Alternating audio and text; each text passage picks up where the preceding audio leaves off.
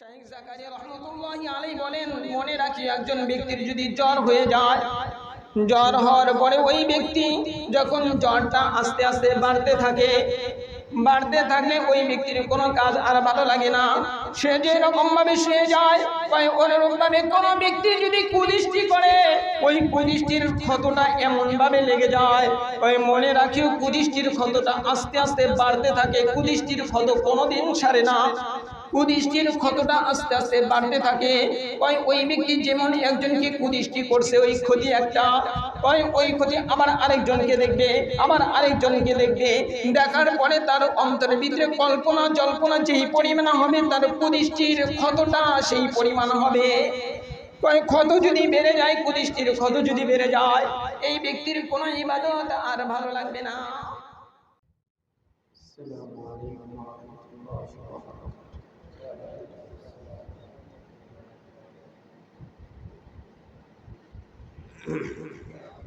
আপনারা সকলেই ভালো আছেন?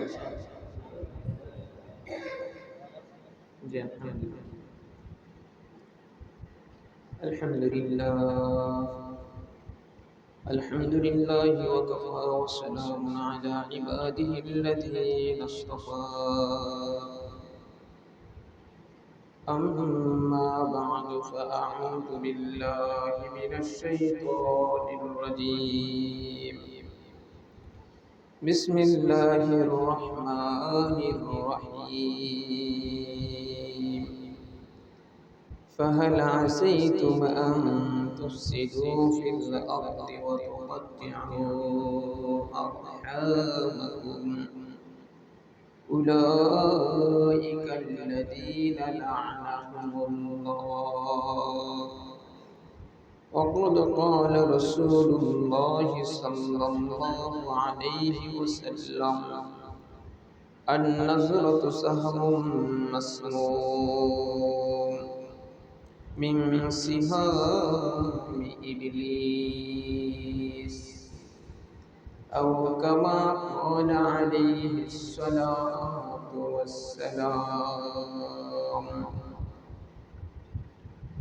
صدق الله مولانا العظيم وصدق رسوله النبي الكريم، ونحن على ذلك من الشاهدين والشاكرين، والحمد لله رب العالمين. আলহামদুলিল্লাহ, সমস্ত প্রশংসা মহান রব্বুল আলামিন আল্লাহ তাআলার দরবারে, যে মহান রব্বুল আলামিন আল্লাহ তাআলা আমাকে সহ আপনাদেরকে আল্লাহ তাআলা মহান একটা মাস দিয়েছিলেন, রমাদান মুবারক। সেই রমাদান মুবারকের পরের জুমায় আল্লাহ তাআলা আসার বসার তৌফিক দান করেছেন। এজন্য সকলেই দিল থেকে পড়বে আলহামদুলিল্লাহ। এইখানে যে আমরা আসতে পেরেছি, এটা আমার আপনার কোনো ক্ষমতা না। রব্বে কারীম যে মহান রব আমার আপনার শ্বাস প্রশ্বাস জারি রেখে দিয়েছে, দেখার শক্তি দিয়েছে, চলার ক্ষমতা দিয়েছে, সেই রব্বে কারীম আমাকে আপনাকে এখানে এনেছে। যেমন দেখেন, গত 2 দিন আগে আমাদের দেশে দৌলতদিয়া ঘাটে একটা দুর্ঘটনা ঘটে গেল। ওনারা 5 মিনিট আগেও কিন্তু ভাবে নাই যে আমরা আমাদের সামনে এত কঠিন দুর্ঘটনা অপেক্ষা করতেছে। তারা কিন্তু এটা ভাবে নাই। বরং সবারই দিলের ভিতরে একটা বিষয় ছিল যে আমরা ঈদের ছুটি কাটিয়ে আমরা আমাদের গন্তব্যস্থলে চলে যাচ্ছি।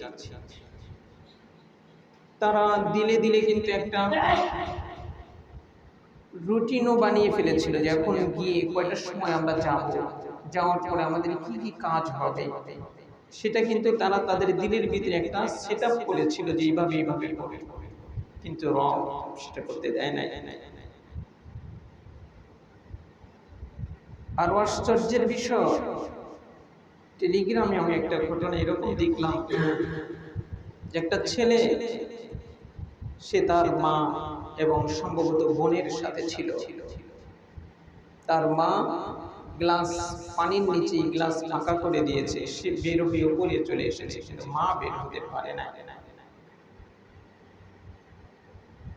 আরেকজন মা, সে তার মেয়ের বাসায় যাইতেছিল, চিকিৎসা নেবে, সে একটু সুস্থ জীবন যাপন করবে, কিন্তু আল্লাহ তাআলা সেটাও করতে দেয় না। এই বিষয়গুলো দিল দিয়ে ভাবার বিষয়। যতদিন না পর্যন্ত আমরা ভাববো ততদিন পর্যন্ত আমাদের দিলের পরিবর্তন হবে না। দিলের পরিবর্তন না হলে আমরা যে মানুষ, এই মানুষত্বেরও পরিবর্তন হবে না। আমি যে আয়াতে কারিমা তেলাওয়াত করেছি, এখানে দুইটা গুনার কথা রব্বে কারীম বলেছেন। একটা গুনাহ হলো যে যারা জমিনের ভিতরে ফাসাদ সৃষ্টি করে, অযথা তর্ক বিতর্ক লাগিয়ে দেয়। একটা বিষয়, সাধারণ বিষয় নিয়ে তর্ক বিতর্ক শুরু করবে। সেটা তার স্ত্রীর সাথেও হতে পারে, সেটা তার সন্তানাদির সাথেও হতে পারে, সেটা তার কোনো বন্ধু বান্ধবের সাথেও হতে পারে। সাধারণ বিষয় নিয়ে। দ্বিতীয় নম্বর বিষয়,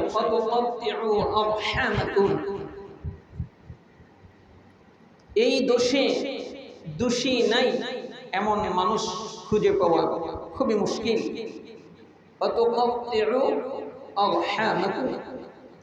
আত্মীয়তার সম্পর্ক ছিন্নকারী, দুইটা আয়াতে কারিমার ভিতরে যে ব্যক্তি আত্মীয়তার সম্পর্ক ছিন্ন করে, রব্বে কারীম তার উপরে লানত করেছে, লানত। কিন্তু আজকে যে ভাই, এর চেয়ে ঘনিষ্ঠ আত্মীয় কেউ হতে পারে? কিন্তু অগণিত ফ্যামিলির ভিতরে ভাই দ্বন্দ্ব। বৈবাহিক সূত্রে স্ত্রীর চেয়ে কাছের আত্মীয় আর কেউ হতে পারে, কিন্তু অযথা সকাল সন্ধ্যা স্ত্রীর সাথে দুর্বিষহ জীবনযাপন। আমাদের এক হযরত বলেন যে, আমার কাছে একজন ব্যক্তি বলে যে, হুজুর, আমি একই ছাদের নিচে থাকি আমার স্ত্রীর সাথে। উনি সংখ্যাটা কত বলেছিল আমার স্মরণ নেই, কিন্তু এতদিন যাবৎ আমি আমার স্ত্রীর কাছে যাই না, কিন্তু একই ছাদের কাছে থাকি, একই ছাদের নিচে থাকি। কিন্তু এরা কিন্তু আমার নামাজও পড়ে।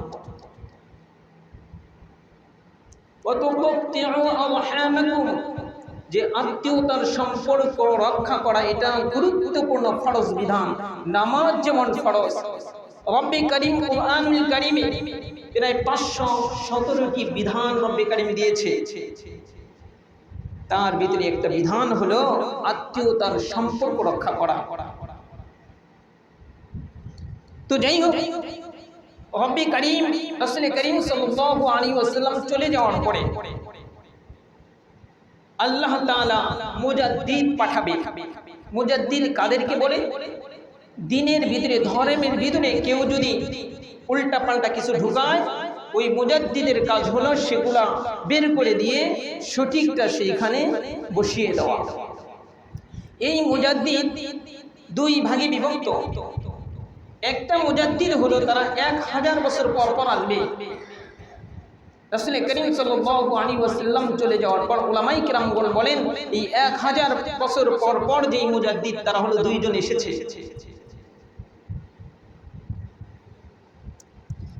একজনের নাম হলো ওমর বিন আব্দুল আজিজ রাহমাতুল্লাহি আলাইহি, আরব দেশে এসেছে। আব্বাসীয় খলিফাদের, উমাইয়া খলিফাদের একজন খলিফা ছিলেন। হযরত ওমর ফারুক রাদিয়াল্লাহু তাআলা আনহুর মেয়ের বংশধরদের একজন ছিলেন। হযরত উসমান গনি রাদিয়াল্লাহু তাআলা আনহুর বংশের লোক ছিলেন। সেই ওমর বিন আব্দুল আজিজ রাহমাতুল্লাহি আলাইহি। দ্বিতীয় জন হলো ভারতবর্ষে এসেছে, যার আসল নাম ছিল আহমদ সারহিন্দ রাহমাতুল্লাহি আলাইহি। মুজাদ্দিদ আলফে সানি নামে যে পরিচিত ছিলেন, তার বংশের মানুষরাই ইংরেজদেরকে এই দেশ থেকে বিতাড়িত করার পিছনে যে ফতোয়াগুলো ছিল তাদের।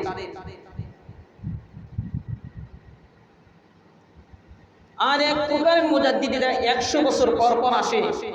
উলামায়ে কেরামগণ বলেন সর্বশেষ 100 বছর পর পর যেই মুজাদ্দিদের ভিতরে একজন হলেন শাহ আশরাফ আলী থানভী রাহমাতুল্লাহি আলাইহি, সেও ভারতবর্ষে। তো যাই হোক, এই ওমর বিন আব্দুল আজিজ রাহমাতুল্লাহি আলাইহি এর কাজ কি, যে ধর্মের ভিতরে যদি উল্টা পাল্টা কিছু ঢোকে সেটা বের করে সঠিক যেটা সেটা বসিয়ে দেবে। সেই ওমর বিন আব্দুল আজিজ রাহমাতুল্লাহি আলাইহি তার খাস একজন ব্যক্তিকে 3টা ওসিয়ত করেছিলেন। যেই ফিতনার জামানা, সেই জামানায় বলেছে এই ফিতনার জামানায় তুমি 3টা ওসিয়ত, আমি 3টা ওসিয়ত করে গেলাম। তার নাম ছিল মাইমুন ইবনে মেহরান, ওনার কাছের লোক ছিল। উনি বলেন, ইয়া মাইমুন ইবনে মেহরান ইন্নী উসিকা বিসালাসিন ফাহফাজহুন্না, যে আমি তোমাকে 3টা ওসিয়ত করে যাই, এই 3টা ওসিয়ত তুমি পুঙ্খানুপুঙ্খানুভাবে হেফাজত করবা। তুমি যদি এই 3টা ওসিয়তকে হেফাজত করতে পারো, তাহলে তুমি তোমার দ্বীনকে, তুমি তোমার ধর্মকে হেফাজত করতে পারবা। আর তুমি যদি এই 3টা লঙ্ঘন করো, হয়তো তুমি নামাজি হইতে পারবা, হয়তো তুমি তাহাজ্জুদ গুজার হইতে পারবা, হয়তো তুমি সকাল বিকাল কোরআন তেলাওয়াতকারী হতে পারবা, হয়তো তুমি মুসলমানদের লিস্টিতে তোমার নাম থাকবে, কিন্তু তোমার দ্বারা ইসলাম হেফাজত হবে না, তোমার দ্বারা দ্বীন আর ধর্ম হেফাজত হবে না। সেই ওমর বিন আব্দুল আজিজ রাহমাতুল্লাহি আলাইহির 1 নম্বর ওসিয়ত ছিল, লা তাখরুজ বিইমরাতিন লাইসা বাইনাকা ওয়া বাইনাহা মাহরামুন ওয়া ইন ক্বরা'তা আলাইহা আল কুরআন। কয় মনে রাখিও রব্বে কারীমের গুরুত্বপূর্ণ একটা বিধান, এই বিধানকে যারাই লঙ্ঘন করেছে সে যত বড় তাহাজ্জুদ গুজার হতে পারে, কিন্তু তার ঈমান কোনোদিন মজবুত হবে না, কোনোদিন মজবুত হবে না। সেটা হলো যে কোশ্চিন কালেও তোমার দ্বারা যেন আমলটা কোশ্চিন কালেও না হয়, কোরআন পড়ানোর উদ্দেশ্য হলেও তোমার মাঝে আর তোমার বেগানা নারীর মাঝে যেন পর্দা ছাড়া তোমার যেন সাক্ষাৎ না হয়। আর আজকে আমরা এগুলো আমল বানিয়ে নিয়েছি, আমাদের সন্তানদেরকে হারাম শিক্ষায়। মনে রাখেন, হারাম পদ্ধতিতে কোনোদিন আপনার সন্তান আল্লাহ তাআলার কাছে প্রিয় পাত্র হতে পারবে না। হ্যাঁ, আপনার ছেলে বিশেষ ক্যাডার হতে পারে, রাষ্ট্রের বড় কর্ণধার হতে পারে, কিন্তু সে কোনোদিন রব্বে কারীমের কাছে প্রকৃত মানুষ হতে পারবে না। তাই ওমর বিন আব্দুল আজিজ রাহমাতুল্লাহি আলাইহি বলে যে কোরআন পড়ানোর উদ্দেশ্য হলেও তুমি বেগানা নারীর কাছে নির্জনে তার মাহরাম ছাড়া তার কাছে বসিও না, পর্দা ছাড়া। আর আজকে এই যে সব শিক্ষা হারাম, এটা 1000 না 1000 কোটিবার হারাম, 1000 কোটিবার হারাম, 1000 কোটিবার হারাম, কিন্তু আমাদের দিনে কি এটা আছে? এটা কি আছে? আমাকে এক ভাই বলে যে তাহলে হুজুর কি করব, তাহলে কি করব? কি করবেন? কচু গাছের সাথে ফাঁসি নিয়ে মারা যান, কি করবেন? কি করেছে? এই যে বাঁচে যে লোকগুলা ছিল, এদের তো অনেক আশা ছিল, কিন্তু রব সমস্ত আশাকে ধুলি বালিতে পরিণত করে দিয়েছে। তাদের অনেক আশা ছিল না। একটা ছেলে তো সম্ভবত ঢাকা বিশ্ববিদ্যালয়ের ছাত্র ছিল, তার তো অনেক আশা ছিল। তাই ওমর বিন আব্দুল আজিজ বলেন যে তুমি কি করো না, কোরআন পড়ানোর উদ্দেশ্য হলেও ওই সবচেয়ে বড় নেক আমল এর চেয়ে আর কোনোটা হতে পারে না যে তুমি একজনকে কোরআন পড়াইবা, তবে কোরআন পড়াইতে গিয়েও তোমার যেন পর্দা লঙ্ঘন না হয়। ওমর বিন আব্দুল আজিজকে বললাম সে হলো মুজাদ্দিদ, যে ধর্মের ভিতরে উল্টা পাল্টা ঢুকবে আর বের করে দিবে।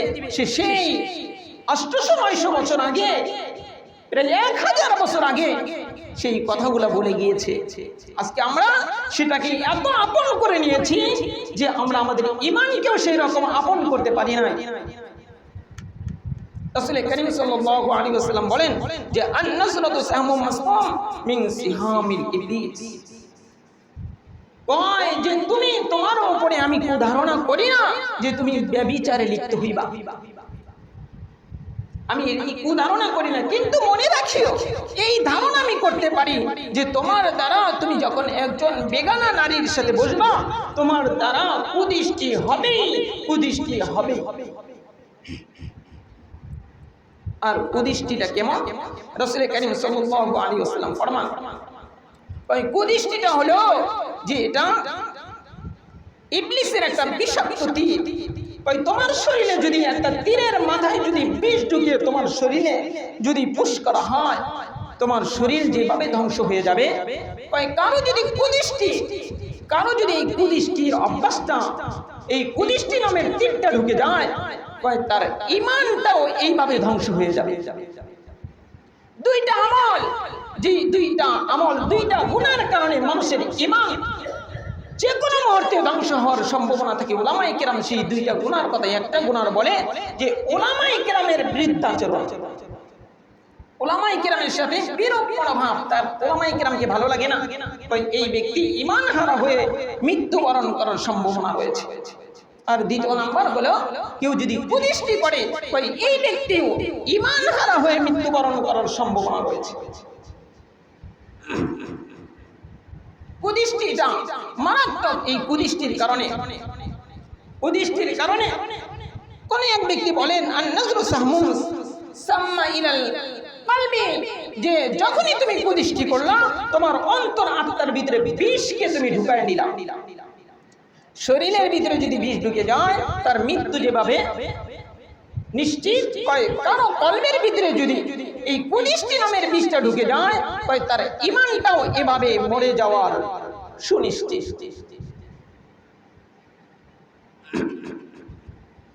এই কারণে ইমাম ইবনুল জাওজি রাহমাতুল্লাহি আলাইহি বলেন, ওনার কিতাবের মধ্যে লেখেন, ওই জামানার প্রখ্যাত একজন হাফেজ কোরআন ছিল, তার নাম ছিল আবু আব্দুল্লাহ ইবনে আজলি।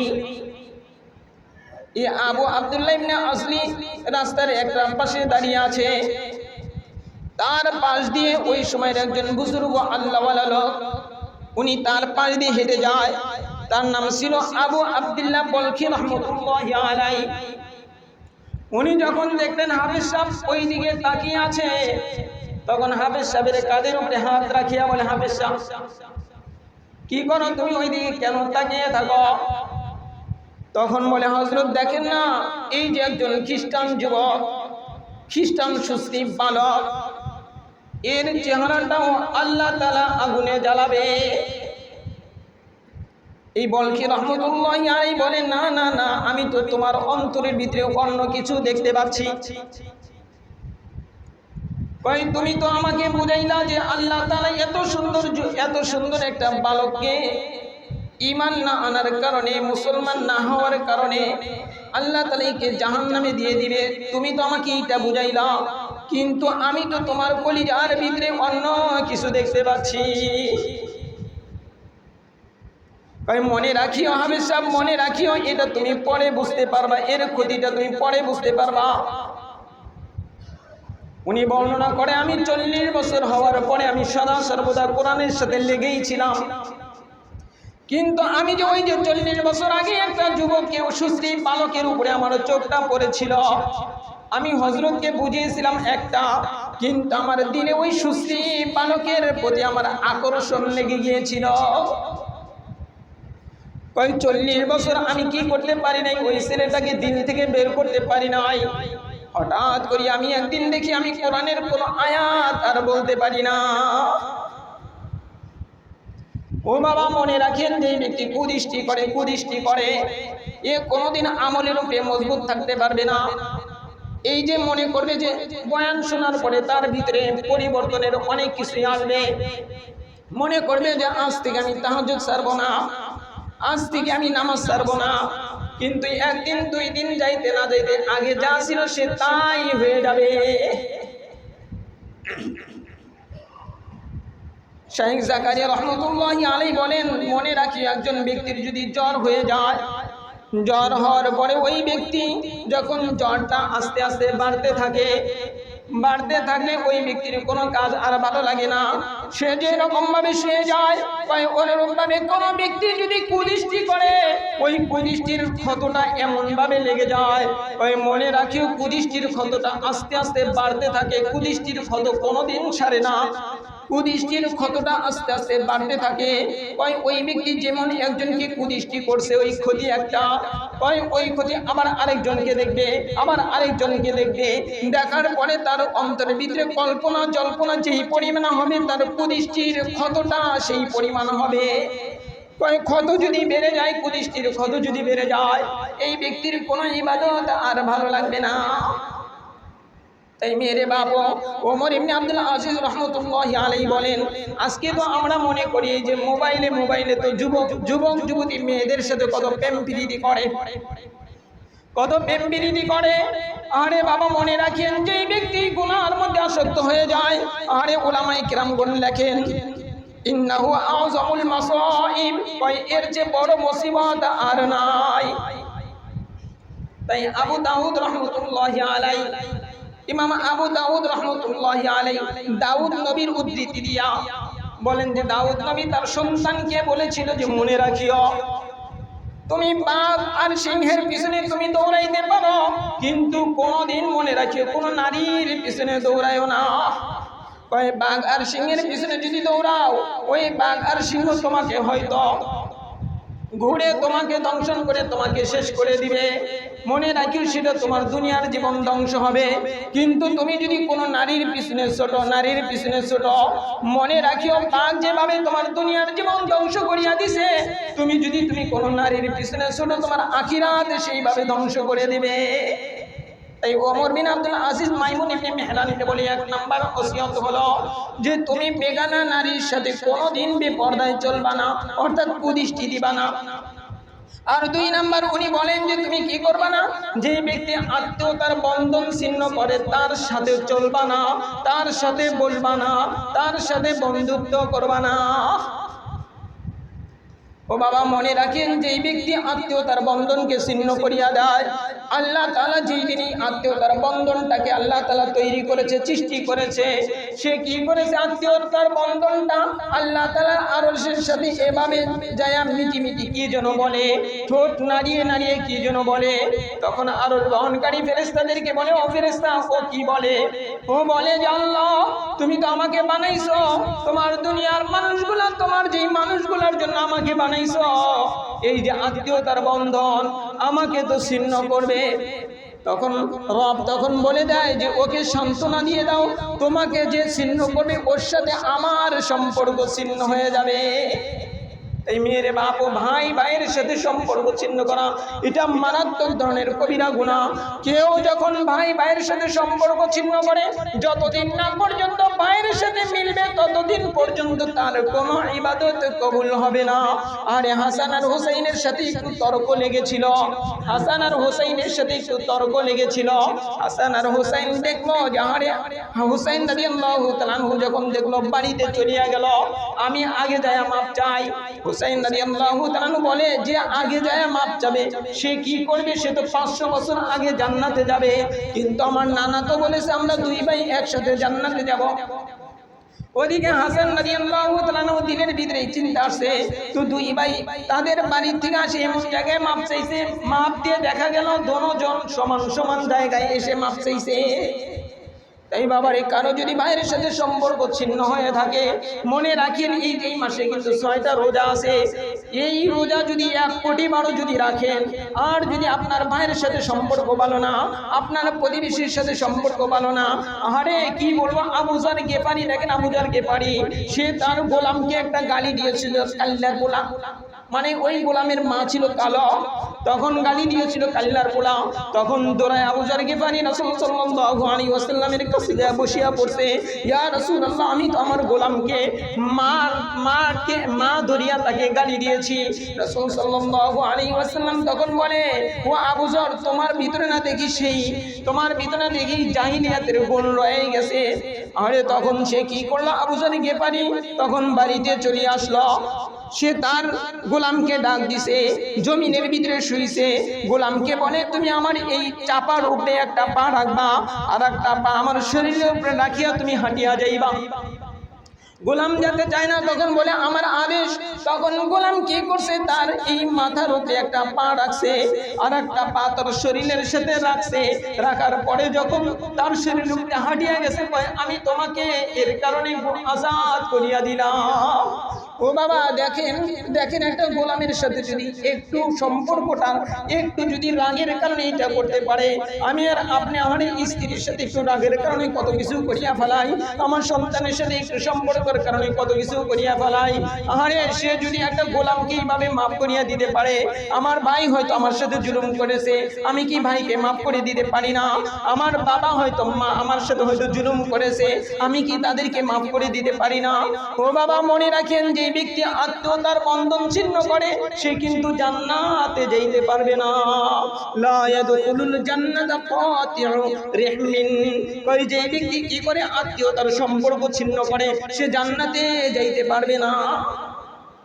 মেরে বাবু ওমর বিন আব্দুল আজিজ যে তিনটা ওসিয়ত করেছিলেন, একটা হলো যে কি করবা, বেগানা নারীর সাথে এই কুদৃষ্টি যেন তোমার কোন অক্ষরে কুদৃষ্টি যেন না হয়।